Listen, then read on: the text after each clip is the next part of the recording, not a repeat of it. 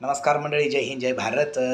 महाराष्ट्र राज्याचे महसूल मंत्री नामदार राधाकृष्णजी विखे पाटील साहेब यांनी श्रीरामपूर विधानसभा मतदारसंघामध्ये MIDCमध्ये फार मोठा उद्योग आणलेला आहे, मोठा प्रकल्प आहे.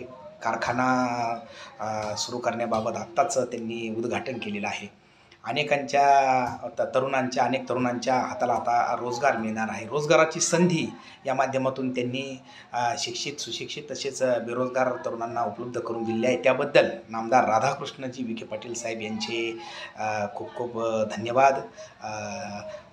त्याचप्रमाणे नामदार साहेबांना माझी एक मतदार म्हणून एक कळकळीची विनंती आहे की नामदार साहेब, श्रीरामपूर विधानसभा मतदार क्षेत्रामध्ये जसं तुम्ही रोजगार उपलब्ध करून दिलात, अनेक तरुणांच्या हाताला काम मिळून दिलेलं आहे.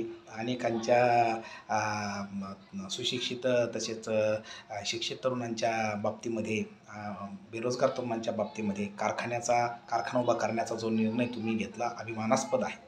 याच पद्धतीने आमच्या विधानसभा मतदारसंघामध्ये आपण PMTची एखादी एक शाखा या ठिकाणी निर्माण करावी, एक शाखा चालू करावी श्रीरामपूरमध्ये.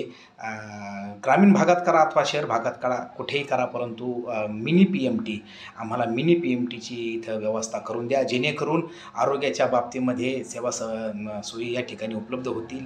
आरोग्याच्या बाबतीमध्ये अनेकांना या ठिकाणी लांब जाण्याची वेळ येणार नाही. आरोग्याची आमची जी गरज आहे ती लोणी जी PMT आहे त्या PMTची एक शाखा आमच्या श्रीरामपूरमध्ये आपण निर्माण करावी. त्याचप्रमाणे एखादं शासकीय गव्हर्नमेंटचं कॉलेज आमच्या या श्रीरामपूर विधानसभा मतदारसंघात द्या.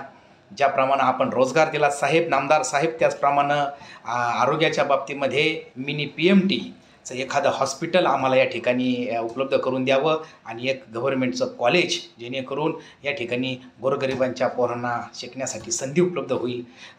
PMTच्या माध्यमातून आरोग्याच्या सेवा उपलब्ध होतील. हेच फक्त आमची कळकळीची विनंती एक मतदार म्हणून तुमच्याकडे आहे. नामदार साहेब, आपले खूप खूप आभार. आपण रोजगार दिलात. फक्त आता मिनी PMT आणि एक गव्हर्नमेंटचं कॉलेज आमच्या श्रीरामपूर विधानसभेसाठी द्यावं, एवढी कळकळीची विनंती आहे नामदार साहेब. धन्यवाद.